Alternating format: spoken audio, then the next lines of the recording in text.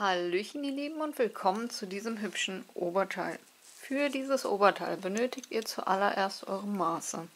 Ich nehme hier den Brustumfang, da sich bei mir Brust- und Hüftumfang nicht allzu viel tut, und häkel immer für Größe M, Größe 38. Wenn ihr allerdings sagt, eure Hüfte ist breiter und euer Oberteil soll auch über die Hüfte gehen, dann nehmt selbstverständlich den Hüftumfang. Der Brustumfang bei Größe M ist in etwa 100 cm. Und bei diesem Oberteil teile ich mir einmal die 100 durch 2 und komme somit auf 50. Dann habe ich die Breite fürs Vorder- und fürs Rückteil raus. Dann muss ich die 50 nochmal durch 2 teilen und komme somit auf 25. So habe ich die linke Seite vorne, die linke Seite hinten, rechte Seite vorne, rechte Seite hinten. Und da wir hier mit einem Zickzackmuster häkeln, welches sich von der Kette her ja zusammenzieht, brauchen wir dann nochmal plus 25% mehr. So, dann kommen wir auf eine Kommazahl 31,25. Und nun ist wichtig, oder nun ist das Verzwickte daran, die Maschenanzahl sollte teilbar durch 21 plus 10 sein. Das heißt, wir schlagen jetzt gleich eine Kette an, erst einmal, die ungefähr auf unsere errechnete Maße, die wir hier haben, dieses Ergebnis ist. Dann zählen wir die Maschen durch und korrigieren halt entsprechend. Ich würde bei dem Zickzackmuster immer etwas mehr nehmen, anstatt zu wenig. Denn je nachdem, ob ihr fest oder locker häkelt, ist es nachher zu eng und ihr müsst das Ganze entweder mit einem zusätzlichen Rand oder mit einem Zickzackmuster verbinden, damit ihr das Ganze etwas breiter bekommt und euch nicht die Arbeit umsonst gemacht habt. Also mit diesem Zickzackmuster, es ist etwas verzwickter und ich kann euch halt nur erklären, wie ich es jetzt hier gemacht habe. Also nochmal zusammengefasst, ich nehme meinen Brustumfang, wenn eure Hüfte breiter ist und es soll über die Hüfte gehen, dann selbstverständlich den Hüftumfang. Teile das Ganze durch 2 und das Ergebnis nochmal durch 2. Auf das Ergebnis dann rechne ich nochmal plus 25% mehr drauf und diese Zahl, die schlage ich ungefähr an Luftmaschen an, die Länge. Denn das Ganze wird sich durch das Zickzack zusammenziehen.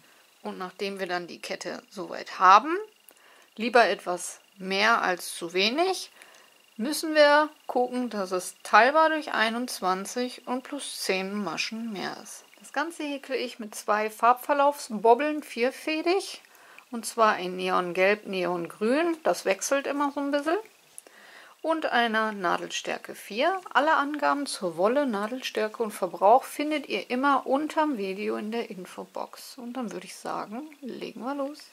Mein Ergebnis ist also 31,25. Das heißt, ich schlage jetzt erst einmal eine Kette an, die ungefähr auf 31,5 kommt. Und schaue dabei, dass die Maschenanzahl teilbar durch 21 ist, plus 10 mehr.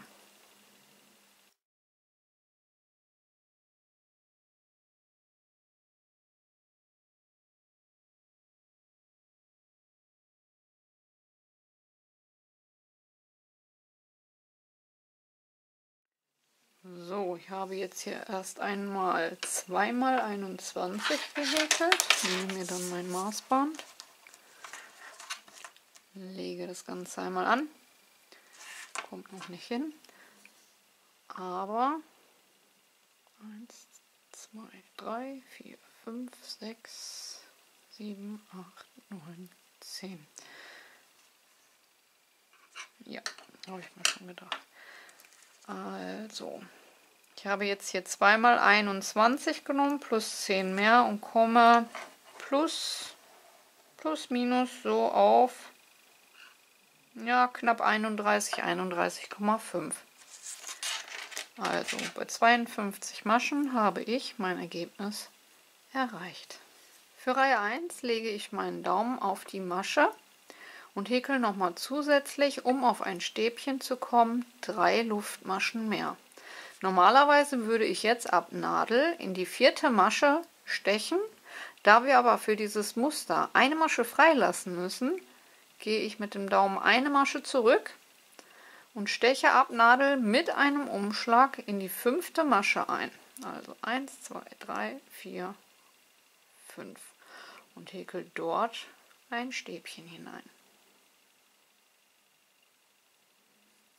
Eine Luftmasche, Umschlag, eine Masche freilassen und in die nächste ein Stäbchen hinein. So haben wir jetzt am Anfang 3 optische Stäbchen mit jeweils einer Masche, die wir dazwischen freigelassen haben, und als Ausgleich eine Luftmasche außer am Anfang. Umschlag, eine Masche freilassen und in die nächste ein Stäbchen, 3 Luftmaschen und ein Stäbchen.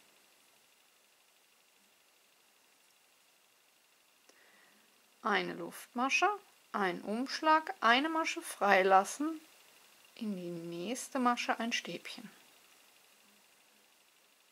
Eine Luftmasche, eine Masche freilassen und in die nächste ein Stäbchen. Eine Luftmasche, Umschlag, eine Masche freilassen und ein Stäbchen. So haben wir nach der gehäkelten Spitze wieder 3 Stäbchen mit jeweils einer Luftmasche und einem Masche dazwischen frei. Jetzt brauchen wir den Bogen nach unten.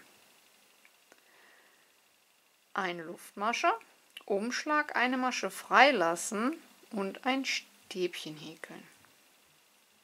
Und da wir jetzt den Bogen nach unten brauchen, lassen wir 3 Maschen frei, machen einen Umschlag und stechen in die 4. Masche ein und häkeln ein Stäbchen.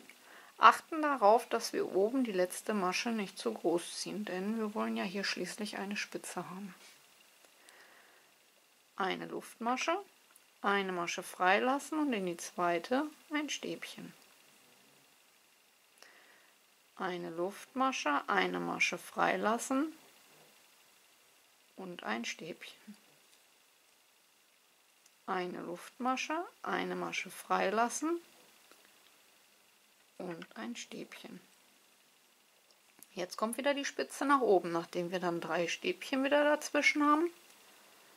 Eine Luftmasche, eine Masche freilassen und in die nächste ein Stäbchen, 3 Luftmaschen und ein Stäbchen. Das ist die Spitze nach oben. Eine Luftmasche, eine Masche freilassen, ein Stäbchen.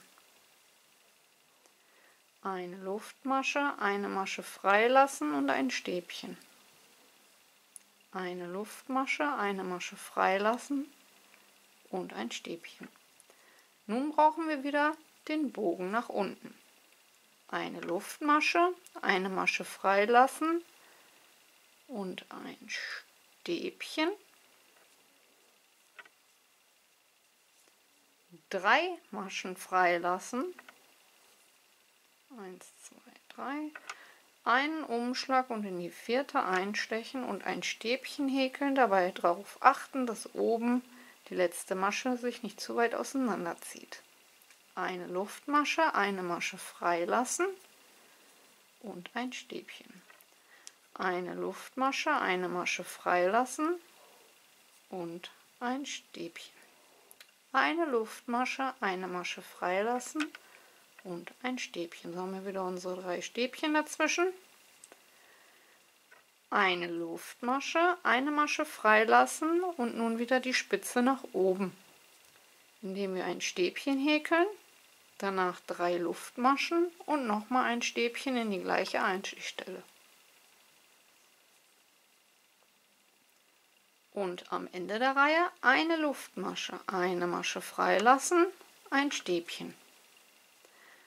Eine Luftmasche, eine Masche freilassen und ein Stäbchen. Und zum Schluss keine Luftmasche und in die letzte Masche, nachdem wir noch eine freigelassen haben, ein Stäbchen häkeln.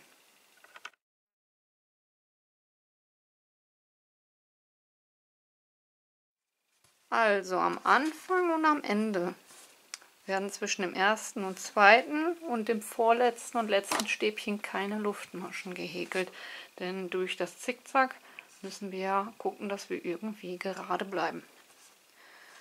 Und so sieht es dann in der ersten Reihe aus. Wir haben 3 optische Stäbchen am Anfang und dann ein V mit einer langen Kette dazwischen nach oben. Dann wieder 3 Stäbchen dazwischen, danach ein V nach unten, indem wir 3 Maschen dazwischen freilassen. Danach wieder 3 Stäbchen dazwischen, ein großes V nach oben, 3 Stäbchen dazwischen, ein großes V nach unten, 3 Stäbchen dazwischen, ein großes V nach oben und wieder unsere optischen 3 Stäbchen am Ende, wobei dort keine Luftmasche zwischenkommt und auch hier nicht. Das war Reihe 1. Kommen wir zur Reihe 2. Wir beginnen mit 3 Steigeluftmaschen. Diese Reihe ist etwas anders und zwar häkeln wir diese geschlossen. Wir machen einen Umschlag. Auch hier gilt Anfang und Ende keine Luftmasche zwischen dem ersten und dem zweiten und dem letzten und vorletzten Stäbchen. Um die zur Stäbchenreihe zu häkeln, beginnen wir über dem dritten Stäbchen und häkeln dort in das Stäbchen ein Stäbchen hinein. Also 3 Steigeluftmaschen und über das dritte Stäbchen ein Stäbchen häkeln. Danach ein Stäbchen zwischen die Stäbchen, ein Stäbchen ins nächste Stäbchen. So haben wir hier unsere 3. So, und dann kommen wir zur Spitze. Und nun um die Kette der Spitze nochmal 2 Stäbchen. Und das kann man sich dann gleich schon mal merken. Am Anfang und am Ende eurer Kette werden nur 5 Stäbchen gehäkelt. Danach kommen 3 Luftmaschen und nochmal 2 zusätzliche Stäbchen um die Kette herum. Und das ist dann unsere Spitze, die halt aus 2 Stäbchen, 3 Luftmaschen und 2 Stäbchen besteht. Als nächstes kommen 9 Stäbchen nach unten, wobei diese 2 von der Spitze mitzählen. Das dritte kommt dann ins Stäbchen hinein.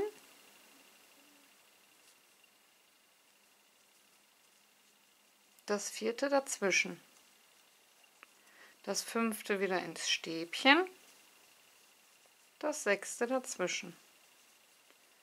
Das 7. ins Stäbchen. Das 8. dazwischen und das letzte 9. Stäbchen wieder ins Stäbchen. Und dann sollte es so aussehen. Nun kommen wir zur Spitze nach unten. Und da beenden wir die eine Spitze in dem letzten Stäbchen vor der Spitze nach unten und beginnen auf der anderen Seite wieder in dem Stäbchen danach. Also die Spitze an sich lassen wir unberührt. Wir häkeln also ein Stäbchen, hier ist meine Spitze, in das Stäbchen danach und achten auch hier wieder darauf, dass wir die Masche nicht zu groß ziehen, damit das auch eine schöne Spitze wird. Und ab hier dieses Stäbchen selbstverständlich mitgezählt, insgesamt 9 Stäbchen wieder nach oben häkeln. Immer 1 ins Stäbchen und 1 dazwischen. So, jetzt haben wir 3, 1 dazwischen 4, 1 ins Stäbchen 5, 1 dazwischen 6, 1 ins Stäbchen 7. Und nach dem 7. Stäbchen sind wir wieder bei der Spitze nach oben angekommen. Und das 8. und 9. kommt um die Kette der Spitze herum. 3 Luftmaschen und auf der anderen Seite das gleiche rückwärts, 2 Stäbchen um die Kette herum und wieder 7 danach runter. 3, 4, 5, 6 und 7, sodass wir insgesamt wieder unsere 9 Stäbchen haben. 9. So, und dann sind wir wieder bei der Spitze nach unten angekommen. Das hier ist die Spitze, hier ist das nächste Stäbchen, dort häkeln wir dann das nächste Stäbchen hinein und achten wieder darauf, dass die Masche hier oben nicht zu weit auseinander zieht. Ab hier wieder 9 Stäbchen nach oben. 2, 3, 4, 5, 6 und 7 und das 8. und 9. Stäbchen kommen wieder um die Kette der Spitze herum. Danach 3 Luftmaschen und auf der anderen Seite wieder um die Kette 2 Stäbchen, denn diese besteht ja aus diesen 2 Stäbchen, 3 Luftmaschen und 2 Stäbchen. Und am Ende der Reihe, wie am Anfang, nur insgesamt 5 Stäbchen. Die 2 aus der Spitze, dann 1 ins Stäbchen,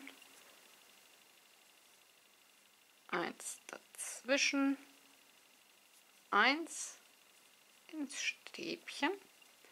So, dann haben wir unsere 5.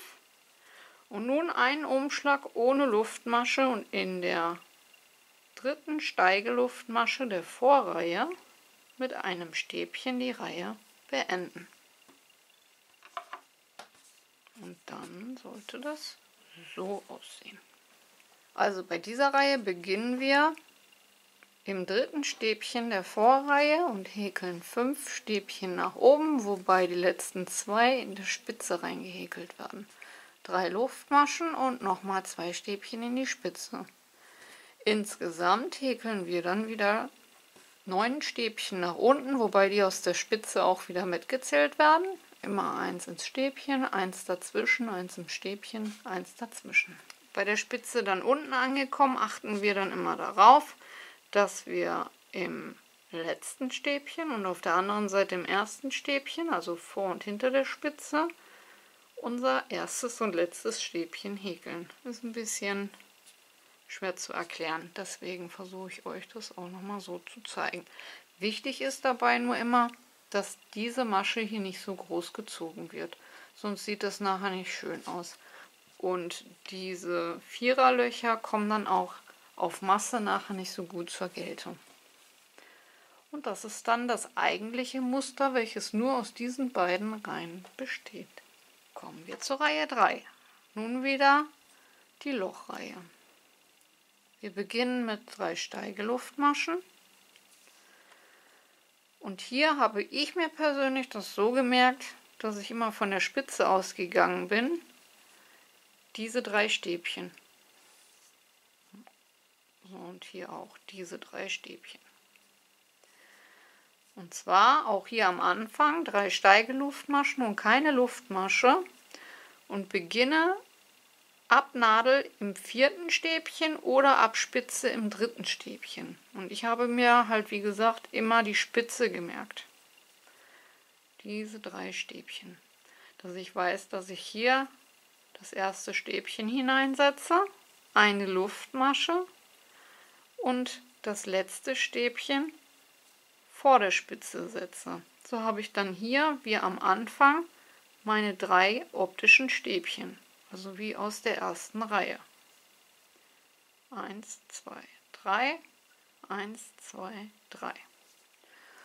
So, dann eine Luftmasche und um die Kette der Spitze herum ein Stäbchen, 3 Luftmaschen und ein Stäbchen. Eine Luftmasche, in das erste Stäbchen der 9 ein Stäbchen, eine Luftmasche, ein Stäbchen freilassen und ein Stäbchen häkeln. Eine Luftmasche, eine Masche freilassen und ins nächste ein Stäbchen häkeln. So, hier war unsere Spitze, ein Stäbchen, zwei Stäbchen, drei Stäbchen. Und nun kommt die Spitze nach unten. Und auch hier wieder von der Spitze an diese drei Stäbchen und diese drei Stäbchen. Soll heißen, ich mache jetzt eine Luftmasche und komme dann ja in diese drei Stäbchen hinein. Eine Masche freilassen und ein Stäbchen häkeln. Und nun einen Umschlag ohne Luftmasche. 1, 2, 3. Gehe rüber und häkel dort ins dritte Stäbchen ein Stäbchen und achte dabei darauf, dass ich die Masche wieder nicht allzu groß ziehe. Also hier habe ich diese beiden Stäbchen in die 3 und hier die Stäbchen in die 3. Danach, das Stäbchen gehört ja noch zu den 3 dazu und dann kommt die Ecke nach unten.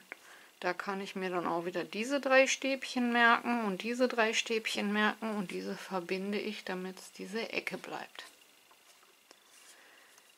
Insgesamt bleibt es so wie in der ersten Reihe, Spitze, 3 Stäbchen dazwischen, Spitze nach unten, 3 Stäbchen dazwischen, Spitze nach oben.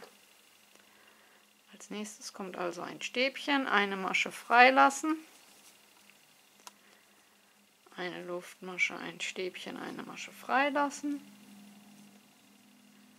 eine Luftmasche, ein Stäbchen, eine Masche freilassen, das ist dann das letzte Stäbchen. So wie hier, das ist hier die Spitze nach unten, 1, 2, 3, jetzt kommt die Spitze nach oben. Eine Luftmasche, ein Stäbchen, 3 Luftmaschen und ein Stäbchen um die Kette herum. Eine Luftmasche und ein Stäbchen in das erste Stäbchen hinein. Eine Luftmasche, eine Masche freilassen und ein Stäbchen. Eine Luftmasche, eine Masche freilassen und ein Stäbchen. Eine Luftmasche, eine Masche freilassen und ein Stäbchen. Das ist dann das 4. und somit die Spitze schon nach unten. Hier ist die Spitze. Hier sind die 3, dort habe ich ja jetzt das erste Stäbchen hinein. Dann gehe ich auf die andere Seite, hier sind die nächsten 3, dann weiß ich 1, 2, 3 und hier muss das erste Stäbchen auf der anderen Seite wieder hinein. Und dann habe ich die Spitze nach unten.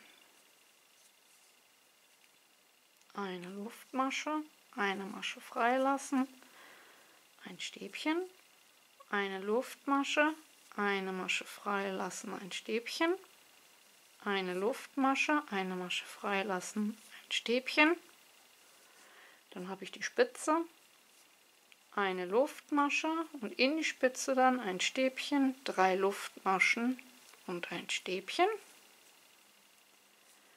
Und am Ende eurer Reihe eine Luftmasche, ein Stäbchen ins erste Stäbchen. Eine Luftmasche, eine Masche freilassen, ein Stäbchen.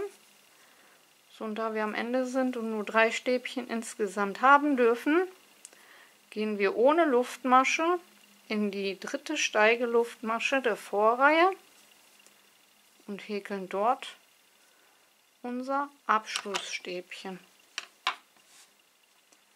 und haben somit Reihe 3 beendet. Kommen wir zur Reihe 4, das wäre dann wieder Reihe 2, 3 Steigeluftmaschen und wie vorhin schon erwähnt, ins dritte Stäbchen einstechen, ohne Luftmasche und ein Stäbchen häkeln.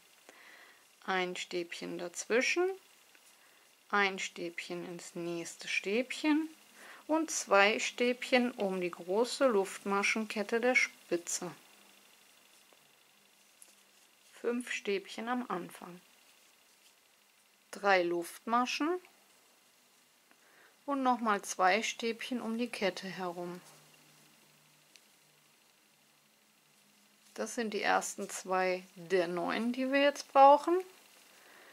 Ein Stäbchen ins Stäbchen, ein Stäbchen dazwischen, ein Stäbchen ins Stäbchen, ein Stäbchen dazwischen, ein Stäbchen ins Stäbchen, eins dazwischen und eins ins Stäbchen. 2, 4, 6, 8, 9. So, dann sind wir wieder bei der Spitze nach unten. Hier gehen wir hier in das letzte Stäbchen und hier in das erste, also Umschlag in das erste Stäbchen nach der Spitze mit einem Stäbchen das andere verbinden und darauf achten, dass die Masche nicht zu groß wird. Und danach wieder 9 nach oben, immer eins ins Stäbchen, eins dazwischen. Eins ins Stäbchen, eins dazwischen.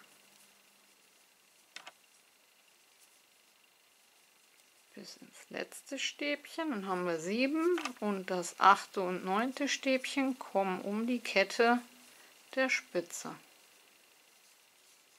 3 Luftmaschen und nochmal 2 Stäbchen um die Kette. Das 3. dann ins Stäbchen, das 4. zwischen die Stäbchen, das 5. ins Stäbchen, das 6. in die Mitte und das 7. wieder ins Stäbchen, das 8. dazwischen und das 9. und letzte ins Stäbchen. Dann sind wir ein Stäbchen vor der Spitze nach unten, machen einen Umschlag und gehen in das Stäbchen nach der Spitze nach unten und häkeln diese schön eng zusammen. Danach wieder ein Stäbchen zwischen die Stäbchen, eins ins Stäbchen, eins dazwischen, eins ins Stäbchen, eins dazwischen und eins ins Stäbchen. Dann haben wir wieder 7 Stück. Und das 8. und 9. kommen wieder um die Kette der Spitze. 3 Luftmaschen und 2 Stäbchen nochmal um die Kette der Spitze. Und am Ende unserer Reihe dürfen es ja nur noch 5 Stäbchen sein. Das heißt, ich häkle eins ins Stäbchen, eins dazwischen und eins ins Stäbchen und gehe dann ohne Luftmasche in die Steigeluftmaschen der Vorreihe in die 3. Masche von unten angezählt und beende die Reihe mit einem Stäbchen. So, und das war unser Muster. Bestehend nur aus 2 Reihen. Wenn man die immer abwechselt, bekommt man ein mega geniales Muster mit Suchtfaktor. Nachdem wir dann das Ganze auf die Breite angepasst haben, benötigen wir danach die Länge unseres gesamten Körpers, gemessen vom Halsansatz herab, wie lang unser Oberteil werden soll. Ich habe mich hier für 60 cm Gesamtlänge entschieden. Danach nehmt ihr von einem gut sitzenden Pullover oder wenn ihr auch so wisst, wie weit die Ärmelhöhe sein soll, die für euch perfekt passt, messt ihr beispielsweise an einem gut sitzenden Pullover einmal die Ärmelhöhe. Hier gehe ich persönlich von 20 cm aus und die ziehe ich später dann von den 60 ab. Das ist aber jetzt erstmal uninteressant. Wir brauchen jetzt erst einmal nur die Gesamtlänge vom Halsansatz herangemessen, wie lang unser Pullover werden soll. Und das Ganze mal 2. Das wären dann bei mir 120 cm. Also wird ein Schal 120 cm lang und in etwa 25 cm breit. Und nachdem ich dann die Gesamtlänge meines Oberkörpers, so weit wie ich den Pulli sitzen haben möchte, ausgemessen habe und dieses mal 2, denn es soll ja übers Vorderteil und Rückteil quasi über die Schultern fallen, häkle ich einen Schal von 120 cm Länge. So, und damit ihr das auch live seht, wir hatten am Anfang, oder ich hatte am Anfang eine Kette mit 31,25 ausgerechnet und auch in etwa angeschlagen, um dann mit dem Zickzack auf 25 cm nachher zu kommen. So, ich lege das einmal an und komme auch in etwa auf meine 25 cm. Plus minus 0,5, also ich habe hier, wenn wir jetzt genau schauen, 25,5. Also das mit den 25% hat alle Male geklappt. Ich hoffe, es klappt bei euch auch. Das könnt ihr mir mal in den Kommentaren schreiben, ob alles soweit hingehauen hat auf eure Maße. Und dann werde ich jetzt erst einmal zweimal einen Schal mit meinem Muster auf 1,20 Meter häkeln und ihr auf eure Länge. Und dann sehen wir uns wieder.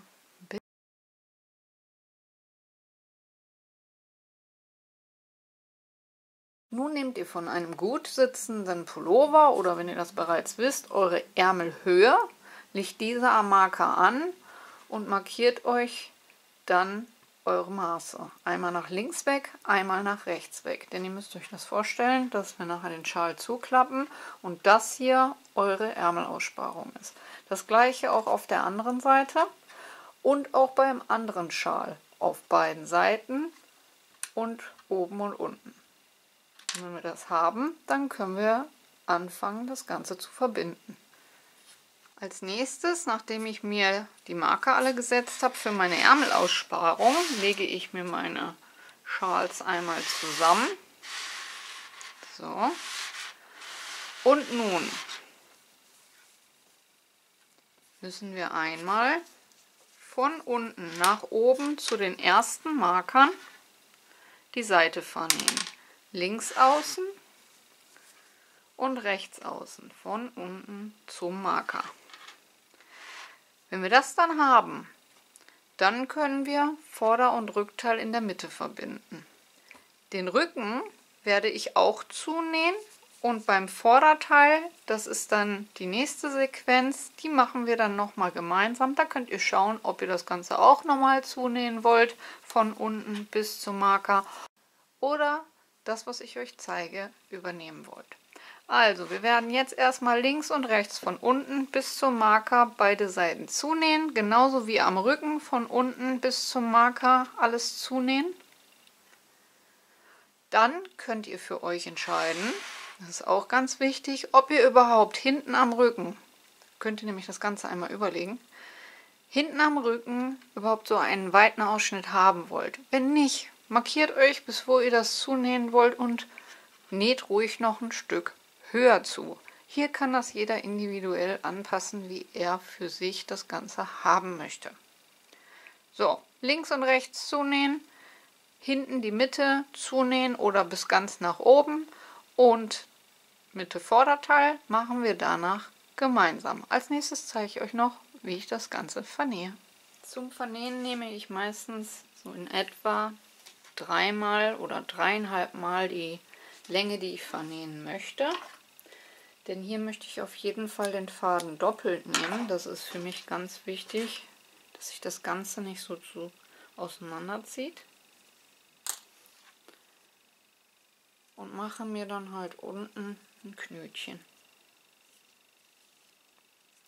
So, dann habe ich den Faden schön doppelt und dick und das lässt sich dann auch leichter vernähen. Zum Vernähen nehme ich mir wieder einen doppelten Faden, lege mir Vorder- und Rückteil zusammen. Hier habe ich natürlich verschiedene Kanten, das ist aber nicht so schlimm.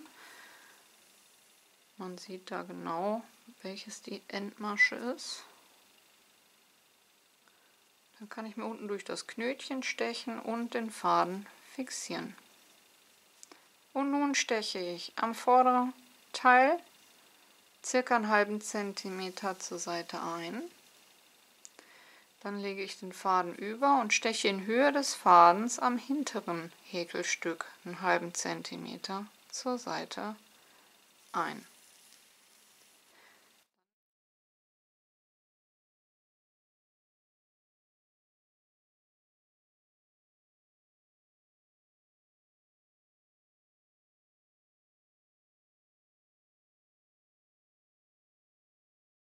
Nähe ich jetzt im Wechsel bis zum Marker hoch. Immer Vorder- und Rückteil einen halben Zentimeter zur Seite einstechen. Und das nennt man dann den Couchstich und er gibt eine schöne flache Naht von innen und außen. Ganz flach.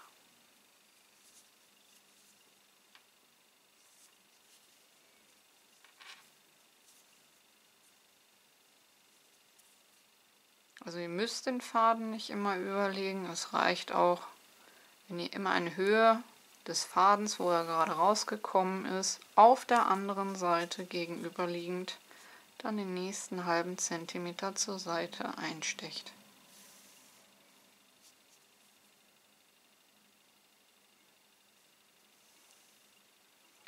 So, und so vernähe ich jetzt die Seiten links und rechts und die Mitte hinten, so weit wie ich das Ganze haben möchte. Dann zeige ich euch das Ergebnis und dann kommen wir zum vorderen Part. Bis gleich.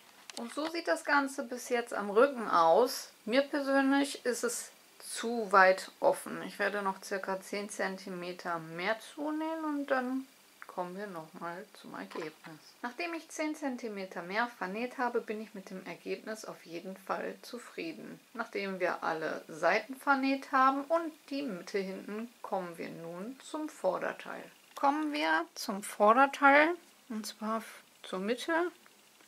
Wir legen uns unser Oberteil auf richtig herum. Also wir behäkeln jetzt nicht die Innenseite, sondern die Außenseite, damit wir auch sehen, wo wir einstechen und das Ganze auch dann natürlich später schön aussieht beim Tragen. Ich fixiere den Faden an einem der beiden Seiten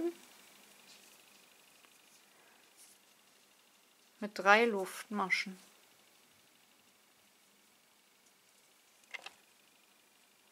Dann gehe ich rüber zum anderen Teil, schaue, wo da die Anfangsmasche ist und fixiere mit einer Kettmasche. Dann haben wir das Ganze mit einer Kette verbunden. Dann kommen wieder 3 Luftmaschen und ich gehe wieder zurück auf die andere Seite. Und ab hier steche ich jetzt immer zwischen den Stäbchen ein, also zwischen den liegenden Stäbchen.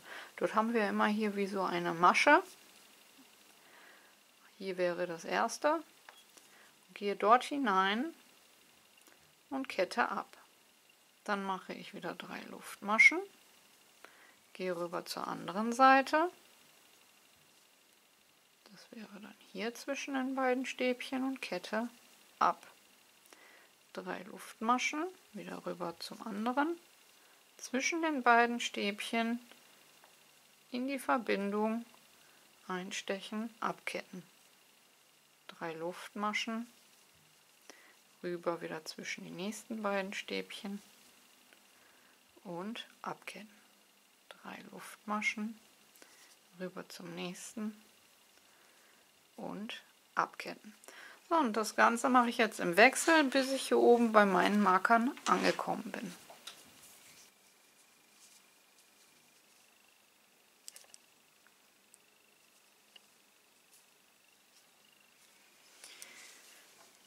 So, und wenn wir das haben,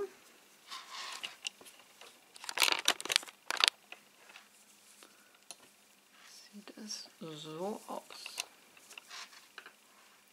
Und das bis oben hin. Und oben dann häkle ich in etwa 30 Maschen. Allerdings, Moment, so. Ich steche ein und häkle eine feste Masche. Dann hat sich hier unten an der festen Masche eine komplette Masche gebildet. Und jetzt kommen wir ähnlich wie beim Fußschlingenanschlag. Ich ziehe beide Schlaufen hoch, masche erst eine ab und dann 2 für eine feste Masche. Jetzt ist hier unten wieder eine komplette Masche. Faden holen, durchziehen, beide Schlaufen auf gleiche Höhe, durch eine und durch 2. Nächste Masche, direkt am Fuß einstechen, beide Schlaufen auf gleiche Höhe durch eine und durch zwei. Und so häkle ich mir jetzt noch eine Kordel mit insgesamt 30 festen Maschen. Und das gleiche mache ich dann auch, wo haben wir das jetzt? Da, auf der anderen Seite, so dass ich dann 2 Zierkordeln vorne links und rechts runterhängen habe. Also wenn die Kordel fertig ist, Faden abschneiden, Faden auf der anderen Seite fixieren und da genau das gleiche machen. Erst eine feste Masche, dann in die Masche der festen Masche und mit dem Fußschlingenanschlag auf festen Maschen die Kordel fertig häkeln. Nachdem ich dann 30 feste Maschen auf der einen Seite fertig habe, gehe ich dann auf die andere Seite der Kette rüber, fixiere mir dort den Faden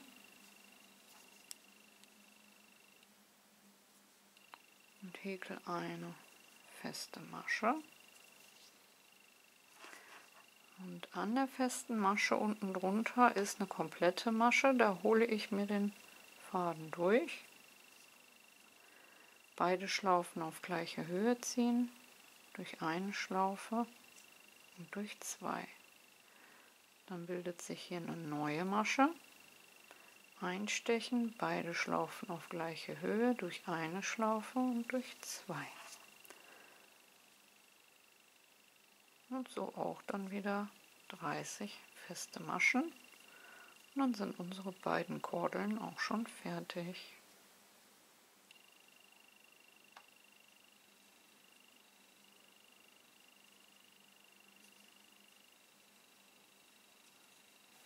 So, und dann können wir hier auch den Faden abschneiden.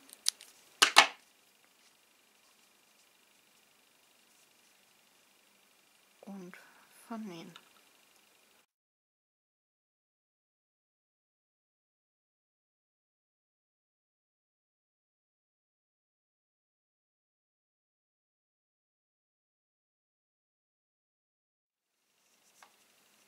Könnte sich jetzt auch noch 2 schöne dicke Perlen oder so Jackenverschlüsse dran machen.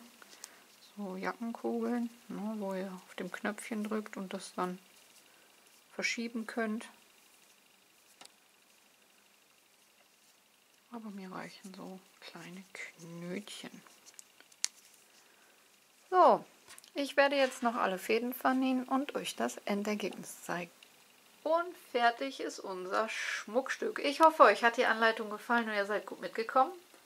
Vergesst nicht, eure Bewertung dazulassen, wie immer ganz, ganz wichtig. Kanal abonnieren ist kostenlos, Glöckchen drücken und kein Video mehr verpassen. Und ansonsten lasst die Nadeln glühen und ich hoffe, wir hören uns zum nächsten Mal. Bis dahin, ciao, ciao.